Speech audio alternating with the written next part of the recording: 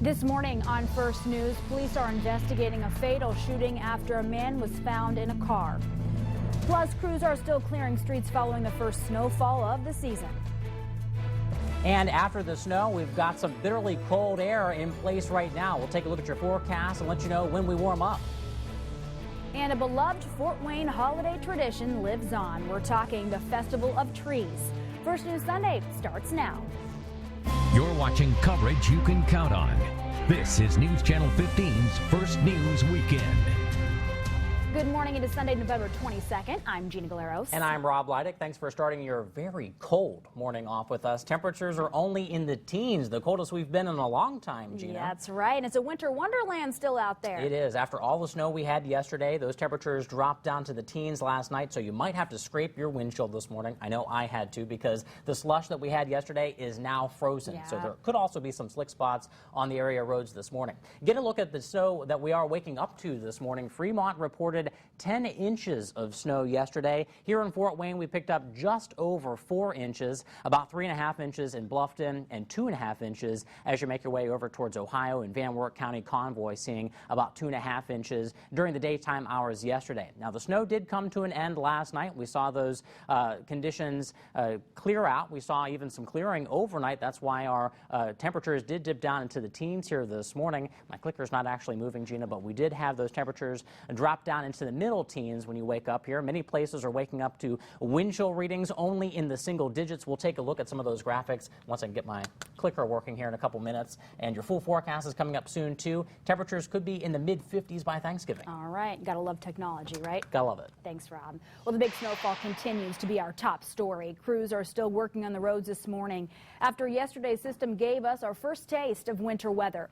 The city of Fort Wayne dispatched snow trucks out on all city routes to plow and salt. Still, the slushy roads made it difficult for drivers. Yesterday, there were dozens of minor car accidents in the city. And while many were out shoveling their driveways and sidewalks and brushing the snow off their cars, some got a chance to get out and enjoy it.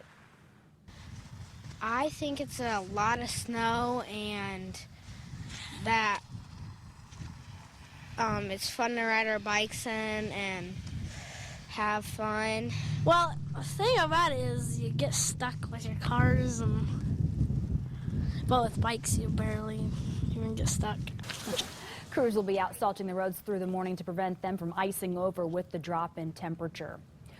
Fort Wayne police are investigating a shooting on the city's southeast side that left one man dead. Officers were called to the 3200 block of Central Drive around 6:30 last night after someone called 911 about hearing gunshots. Well, police found a car with its headlights on that appeared to have bullet holes. The victim was found inside that car. A canine officer tracked to an area near Abbott and Eckhart, but police say the suspect or suspects might have been picked up. There is no suspect information. The coroner's office will release the victim's name and the cause and manner of death this week. New this morning, a car went off the road and into a creek, hurting 3 people. That happened along State Boulevard at Spy Run Creek. The Fort Wayne Fire Department water rescue team got the call around 4:30 this morning. At this point, we don't know why the car went off the road, but 3 people in the car were hurt when it landed in the creek. 2 of them were taken to the hospital in good condition. We do not know the condition of the 3rd person. State Boulevard was closed between Clinton Street and Wells Street as crews pulled the car out of the water. 1 person is dead after a 2-vehicle crash in Adams County yesterday afternoon. That crash happened at US 27 and County Road 300 South around 3 o'clock. That's about halfway between Byrne and Monroe. Investigators say 1 car crossed the center line and went into the path of another vehicle. Officials say 1 person in the 2nd vehicle was killed. The 2 other people inside were hurt and taken to the hospital. The driver of the 1st vehicle was not hurt. We have an update to the story we've been following. Police searching a rural property in Delaware County earlier this month turned up $220,000 worth of silver bars, more than 100 firearms, ammunition, and a bulletproof vest. The search was prompted by a tip from an informant who said a large marijuana operation was run from the 140-acre property about 13 miles northwest of Muncie. The owner of the property died back in 2012. The informant told authorities that the man killed an associate and buried the body on the property. Authorities did not find a body. People living near Lake Wawasee are under a boil watery advisory this morning. Turkey Creek Regional Sewer District Superintendent Tim Woodward said a water leak prompted that advisory. The leak has been repaired, but residents should boil water until 3:30 tomorrow afternoon. More than 18,000 people in Indiana have lost food stamp benefits this month after a change in work and job training requirements. The former recipients of the Supplemental Nutrition Assistance Program are losing an average of $125 a month in benefits. In July, Indiana reinstated SNAP requirements for able-bodied adults ages 18 to 49 who don't have dependents to work an average of 20 hours a week or participate in an improved job training program. Those requirements had been waived because of high unemployment during the recession. Notices were sent out in mid-October to more than 18,000 people that their November benefits were being taken away. Ford workers narrowly approved a new 4-year contract wrapping up 5 months of negotiations between the United Auto Workers Union and Detroit automakers. The UAW said Ford's contract passed with a 51% vote.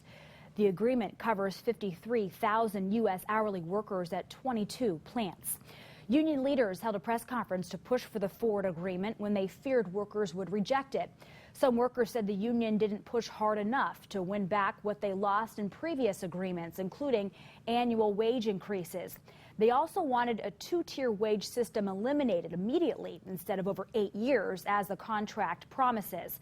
But union leaders warned that they might not get a better deal from Ford if workers rejected the agreement and send them back to the bargaining table.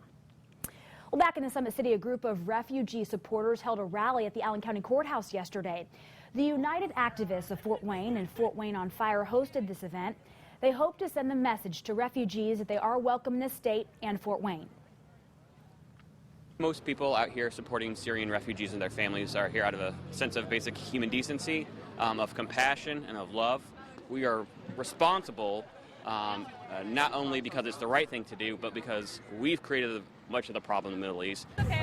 Governor Pence has joined a number of governors in a letter to the president. They're asking for the resettlements of additional Syrian refugees to stop until a review of all security measures has been completed. Well, meanwhile, in Paris, people are looking for ways to lift spirits since the attacks last week. As Max Foster reports, music is a choice for many in the City of Light. Every Saturday, Borsellino play in Place des Vosges. There was no exception the day after the attacks.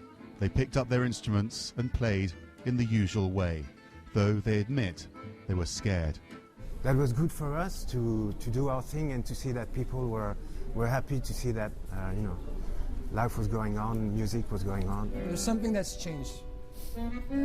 Can you articulate that? Yeah, I think something's changed, but I think we're going to be stronger. I think we realize that we need to fight for what we believe in, and it's not something that's given to us. And we must realize that our freedom is something for which we have to fight for, I think. You're going to keep playing? Yeah, we are. Yeah. It's not like a war where you see the other guys coming. They're already here, but you never know where or when they're going to strike. But you just have to keep on living, that's all, I think. A band in one street and a stitch in the tapestry of life in Paris. Without their music, life just wouldn't be what it was. They're doing their bit amid a new reality. Well, I'm sure that was a welcome sound and sight after those tragedies. Can't even imagine. Turning to weather now, snow was the big story yesterday.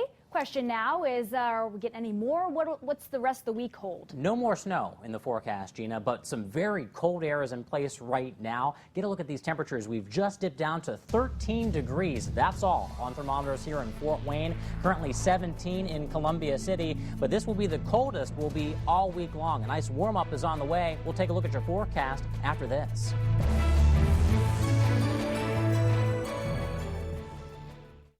Sometimes the barn gets full.